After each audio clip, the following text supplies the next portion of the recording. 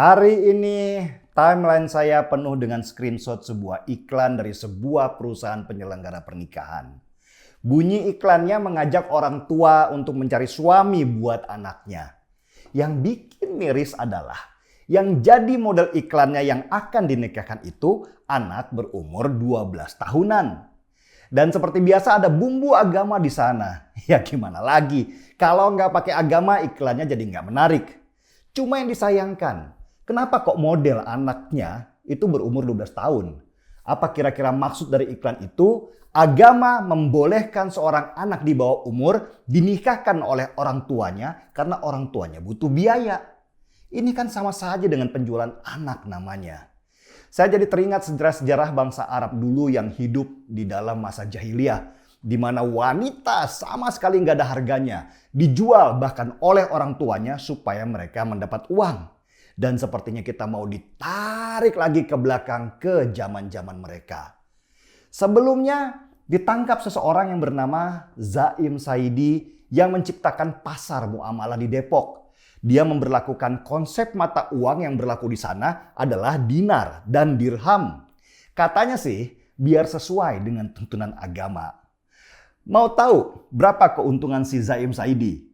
Di dalam setiap dinar dan dirham yang dia transaksikan di sana, dia mendapat 2,5%. Bahkan si Zaim Saidi sudah mencetak mata uang dinar pakai namanya sendiri. Ini sih sudah mirip dengan Sunda Empire dengan bungkus agama. Apakah dengan pakai dinar dan dirham di dalam transaksi di sana, harga barang di pasar muamalah itu jadi lebih murah? Enggak, malah jauh lebih mahal. Contohnya ya, harga telur sekilo yang di pasar berkisar Rp23.000 sampai Rp25.000, kalau di pasar muamalah yang pakai dinar dan dirham itu sesudah dikonversikan ke rupiah, harga telurnya jadi Rp73.000 per kilo. Dan sialnya yang transaksi adalah orang-orang bodoh yang seperti kerbau dicucuk hidungnya. Yang mau saja dibodohin beli telur sekilo dengan harga 3 kali lipat dari harga pasar biasa. Hanya karena biar sesuai dengan tuntunan agama.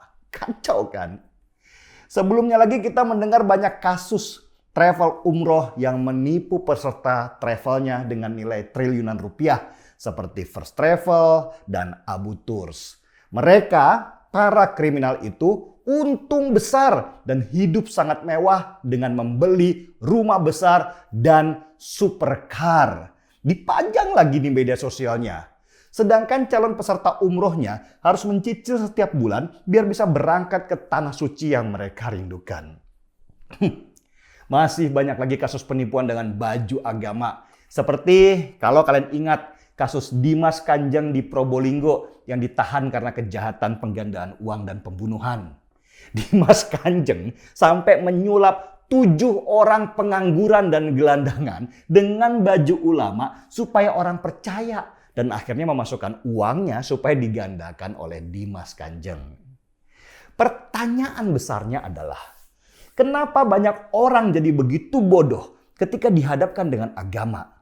Dan orang-orang yang bodoh yang juga bisa diperalat ini bukan hanya dari kalangan rakyat biasa, tapi juga banyak yang akademisi yang bergelar profesor segala. Dan ini bukan hanya terjadi di satu agama, bahkan semua agama. Di Afrika, banyak sekali orang miskin yang dibodohi oleh para pendetanya dengan macam-macam model pengobatan. Umatnya tetap miskin, pendetanya punya jet pribadi segala. Ketidakmampuan akal dan logika kita dalam menyerap makna di dalam agamalah yang jadi sebabnya. Banyak orang yang melarikan diri dari situasi kesulitan yang dihadapinya dengan mencari lewat agama. Nah, disinilah banyak serigala-serigala berbaju agama yang memangsa mereka. Orang-orang yang berharap bahwa Tuhan bisa menyelesaikan semua masalah mereka di dunia, ingin semua kesulitan mereka diselesaikan dengan cara yang paling cepat dan instan. Secepat mereka membuka bungkus mie goreng, memasaknya, membumbuinya, dan dalam sekian menit perut mereka kenyang. Begitulah apa yang terjadi. Padahal untuk memahami agama dibutuhkan logika yang sangat kuat. Harus paham teks dan konteks, kapan sebuah ayat keluar dan pada waktu peristiwa apa. Dari pemahaman seperti itulah baru kita bisa mengambil makna. Dari pelajaran-pelajaran orang-orang terdahulu kita mengambil banyak pelajaran supaya generasi kita bisa lebih baik dari mereka. Tapi selama agama hanya dilihat sebagai sampul saja, sebagai aksesoris saja, sebagai simbol-simbol semata, jangan kaget. Banyak yang ingin terlihat beragama dengan tampilan yang penuh rohani, tapi kenyataannya perilaku mereka seperti roh halus.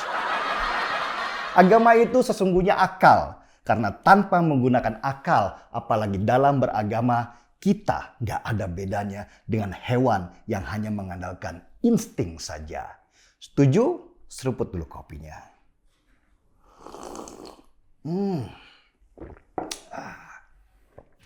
Marky Bom, mari kita bongkar semua.